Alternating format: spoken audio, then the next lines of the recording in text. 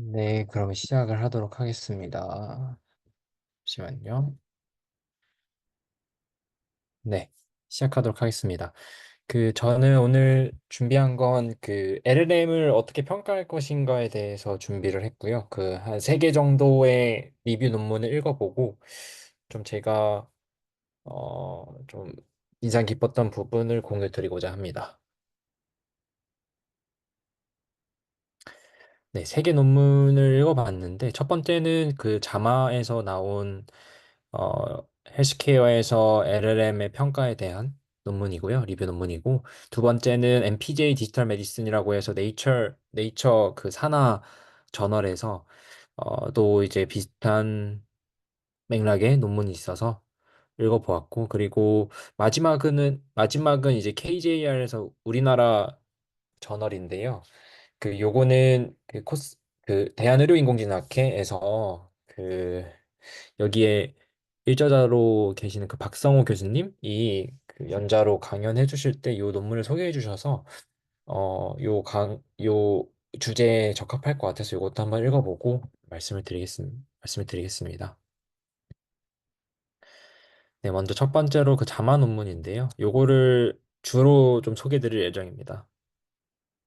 인트로덕션에서는 아시다시피 이제 그 헬스케어에서 LLM의 성능을 평가하는데 그게 각 논문마다 굉장히 평가 지표를 사용하는 것도 다르고 되게 어, 상이하게 좀 보고를 하고 있는데요. 예를 들면은 어떤 논문은 우리가 만든 LLM은 이제 커렉트니스가 95%다. 그래서 되게 좋고 로버스트하고 그렇다 이렇게 주장을 하는데 또 어떤 논문에서는 우리의 LLM은 correctness가 97%인데 릴리번스나 헬프니스나 아니면 세이프티에서 좀 취약점을 보여서 이러이러 한계가 있었다 정도까지 이제 보고한 논문도 있습니다. 그래서 어, 어떠한 퍼포먼스를 좀 스탠다드로 제시해야 되냐 정도가 그 잠시만요 이게 벌써 정도가 이제 그 채팅이 올라온 것 같은데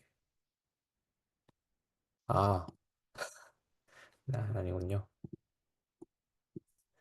네, 이어서 말씀을 드리면, 네, 어쨌든 그렇게 다르게 보고를 하고 있어서 그게 문제가 되고 있고, 그다음에 그래서 이 논문에서는 그러한 점을 이제 지적을 하면서 지금까지 나온 논문들을 이제 리뷰하면서 그 논문들이 어떠한 형태의 LLM을 사용을 했고, 어떠한 태스크를 수행을 했고, 어떻게 평가를 했는지 이렇게 카테고리를 나눠서 리뷰를 했습니다. 그래서 5가지 기준으로 카테고리를 나눠서 이 리뷰 논문에서 보고를 하고 있는데 이 중에서는 두 번째, 세 번째, 네 번째를 제가 좀 유심하게 봤습니다. 그래서 두 번째 이제 헬스케어 테스트 같은 경우에는 이 LLM이 헬스케어에서 서머라이제이션을 할 거냐 아니면은 리포트 제너레이션을 할 거냐 아니면 다이그노시스를 할 거냐 이러한 얘기이고 세 번째에 NLP and NLU task라고 되어 있는 부분은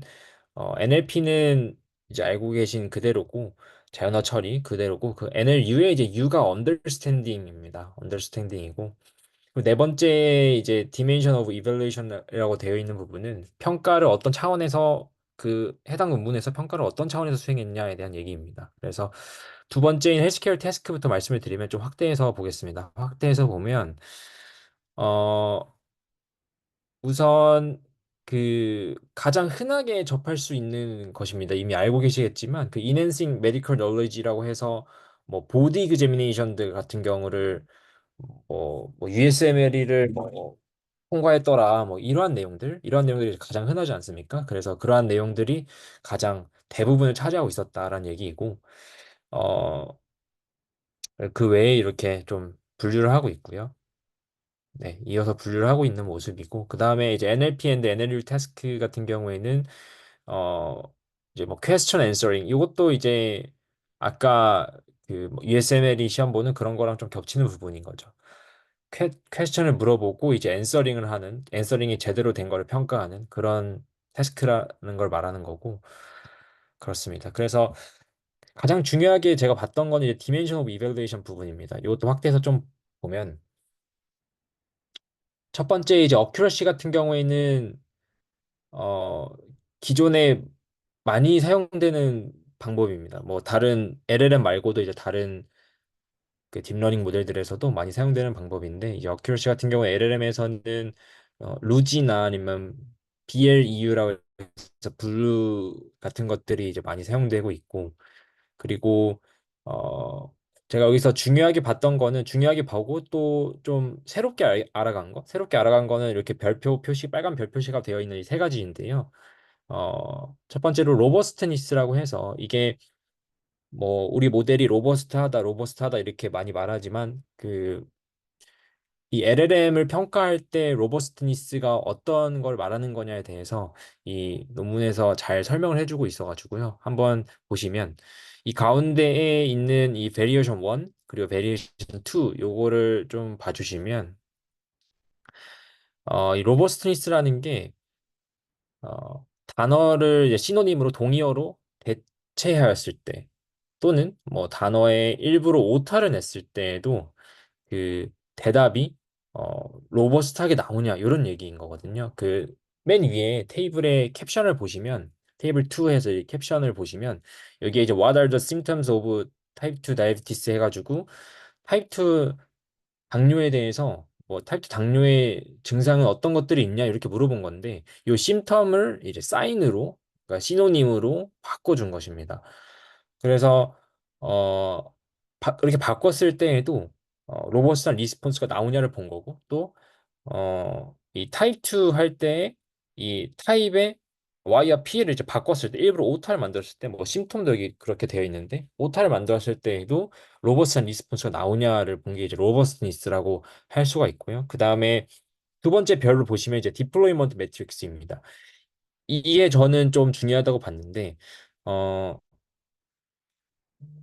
이게 많은 논문들에서 그 뭐 성능은 좋다라고 하는 논문들이 많지만 그래서 그 성능이 나올 때까지 이제 몇 초가 걸리는데 몇 분이 걸리는데 요거를 보고하지 않는 경우가 꽤 있습니다. 그래서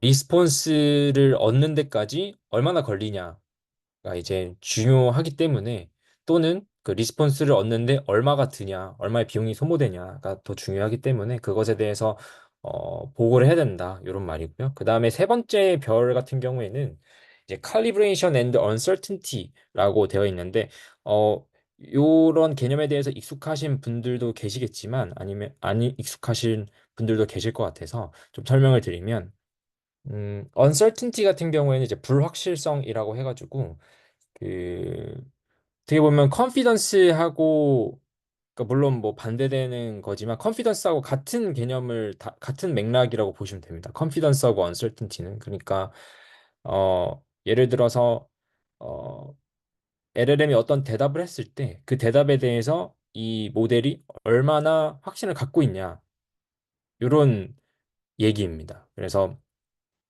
여기에 가운데 이제 예시를 보시면 뭐 이렇게 얘기를 하고 있고 근데 나의 컨피던스 스코어는 0.3이다. 그러니까 나는 요거를 30% 정도로 자신감이 있다. 이런 뜻이거든요. 그래서 어, 네, 그래서 이런 식으로 이해를 해주시면 되고 음,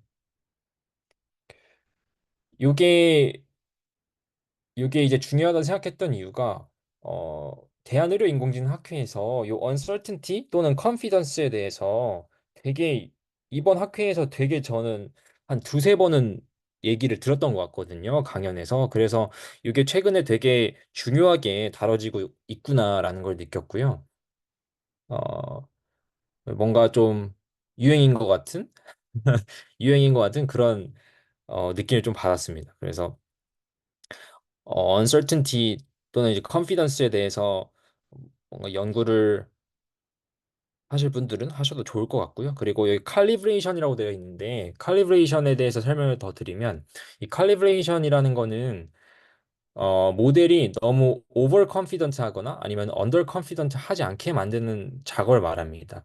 그러니까 예를 들면은 어, 뭐 이 사진은 고양이야라고 얘기를 하고 근데 이 고양이라는 판단에 대해서 이 모델이 확신하는 정도가 이 컨피던스가 뭐 80%라고 하면은 어 그것을 이제 실제로 이 모델이 80% 정도로 고양이 사진인지를 맞추는지를 확인하는 겁니다. 이 모델이 확신하는 정도와 실제로 맞추는 정도를 맞추는 과정을 이제 칼리브레이션이다라고 표현을 하거든요. 그래서 뭐 예를 들어서 이 모델이 고양이 고양이다라고 이제 확신을 80% 정도로 하는데 실제로는 뭐 한 60% 정도밖에 못 맞췄다. 그러면은 이 모델은 너무 오버 컨피던트한 거죠. 근데 이 모델이 뭐 80% 확신을 했는데 95% 정도로 맞췄다. 그러면은 너무 언더 컨피던트한 거죠. 그래서 이거를 이제 맞춰가는 과정을 칼리브레이션이라고 표현하면 되고 그거를 잘 맞춰져 있으면 칼리브레이션 그 점수가 높다 이렇게 얘기를 하시면 되겠습니다. 그래서 네, 그렇습니다. 그리고 이걸 좀 추가로 얘기를 더 드리면 요 개념이 좀 중요한 이유가 아무래도 이게 의료인공지능 학회였지 않습니까? 그래서 왜 중요하게 다뤄지는지 생각을 해보면 임상에서 적용될 때 이 uncertainty나 confidence 부분이 되게 중요할 것 같아서 그런 것 같아요. 그러니까 예를 들면은 이런 거죠. 예를 들면 음, 어떤 모델이 정확도가 80%예요. 어떤 모델이 정확도가 80%인데 모델 두 개가 있습니다. 두 개가 있는데 모델 1과 모델 2가 둘 다 정확도가 80%예요. 근데 어 모델 1이 모델 1이 틀릴 때를 보면은 모델 1이 틀린 경우를 좀 살펴봤더니 이 모델 1이 틀릴 때 확신도가 90%였어요. 모델 1이. 근데 모델 2가 또 틀릴 때를 확인해 보니 모델 2가 틀릴 때는 확신도가 그러니까 컨피던스가 30%였어요. 그러면은 모델 2가 훨씬 좋은 거죠. 왜냐하면은 모델 1은 틀릴 때 너무 확신에 찬 상태로 틀려버렸으니까. 그러니까 의료에서는 근데 그런 게 좀 중요하잖아요. 이게 얘가 확신에 찬 상태로 틀려버리면 이 모델은 되게 위험한 모델이 될 수가 있는 거잖아요.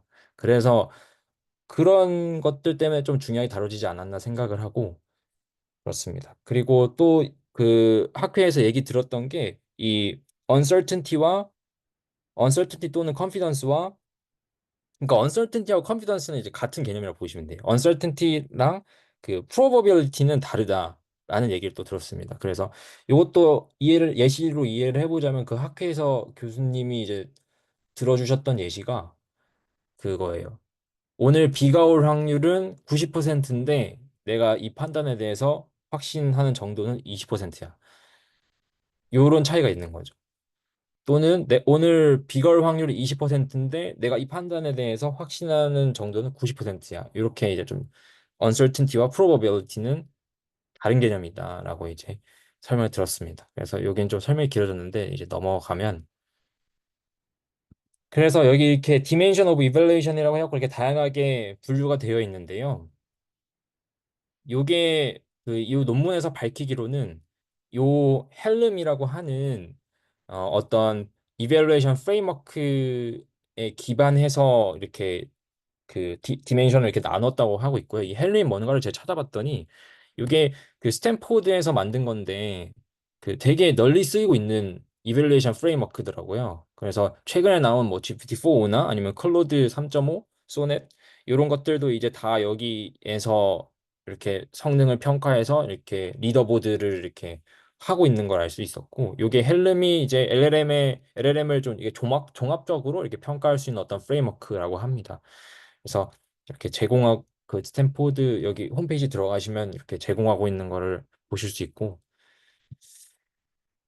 그 다음 논문입니다. 그 다음 논문은 이제 MPJ 디지털 메디슨의 논문이고, 여기부터 좀 간단하게 한번 보고 넘어가면, 이 논문에서 좀 흥미롭게 봤던 거는 이 논문에서 이제 LLM을 평가하는 매트릭들을 네 가지 그룹으로 나누고 있고 그 네 가지 그룹들이 이제 요 세 가지 이제 여기서 confounding variables라고 표현하고 있는데 이제 요 confounding variables가 이제 이렇게 이제 네 가지 매트릭 그룹마다 이 confounding variables가 다르다. 여기 아래 이제 도메인 타입, 태스크 타입, 유저 타입 이렇게 돼 있잖아요. 그래서 이 네 가지 매트릭 그룹마다 컨파운딩 베리어블이 다르다라고 이렇게 설명하고 있습니다. 이게 무슨 뜻이냐 하면은 이제 컨파운딩 베리어블이라고 해서 이제 유저 타입이라고 하면은 이 LLM을 환자가 쓸 거냐 의사가 쓸 거냐 이런 말이고, 도메인 타입이라고 하면은 이 LLM이 정신과에서 쓸 거냐 아니면 내과에서 쓸 거냐 아니면 외과에서 쓸 거냐 이런 얘기고, 태스크 타입이라고 하면은 서머라이제이션을 할 거냐 아니면 다이그노시스를 할 거냐 리포트 제너레이션을 할 거냐 이런 얘기입니다. 그래서 어, 이게 어떤 얘기냐 하면, 예를 들어서 이제 여기 두 번째 트러스트 월티니스를 보시면 여기에 컨파운딩 베리어블스는 유저 타입이 이렇게 할당이 되어 있는데, 어, 예를 들어서 그 LLM이 생성한 답변이 의사한테 의사한테 요구되는 트러스트 월티니스하고 환자한테 요구되는 트러스트 월티니스가 좀 다를 것입니다. 그러니까 그 물론 둘 다 트러스트 월시니스가 높으면 좋겠지만 그 의사한테 요구되는 트러스트 월시니스가 훨씬 더 엄격할 것이거든요. 네. 그래가지고 그러한 유저 타입에 따라서 이러한 매트릭 그룹들이 좀 다르게 정의되고 다르게 정의할 필요가 있다 이런 얘기였습니다. 그래서 이 표는 그러한 매트릭들을 네 가지 매트릭 그룹의 이제 세목들, 로우 레벨 매트릭스 이렇게 세목들을 이렇게 나열하고 있고, 그 세목들을 측정할 수 있는 이 벤치마크, 여기 빨간 별 보시면 이 벤치마크인데, 나중에 혹시 뭐 관련 연구를 하실 분들은 요 논문의 요 벤치마크 참고해서 하시면 좋을 것 같아서 별을 달아두었습니다. 마지막으로는 이 KJR의 요 논문이 있는데요. 요거는 이제 LLM에서 어큐러시 리포트를 할 때 보고해야 되는 뭐 최소 체크리스트 요런 내용입니다. 그래서 여기에서는 이제 여섯 가지 체크리스트를 제안하고 있는데, 그중에서 2, 4, 5번을 제가 좀 중요하게 봤습니다.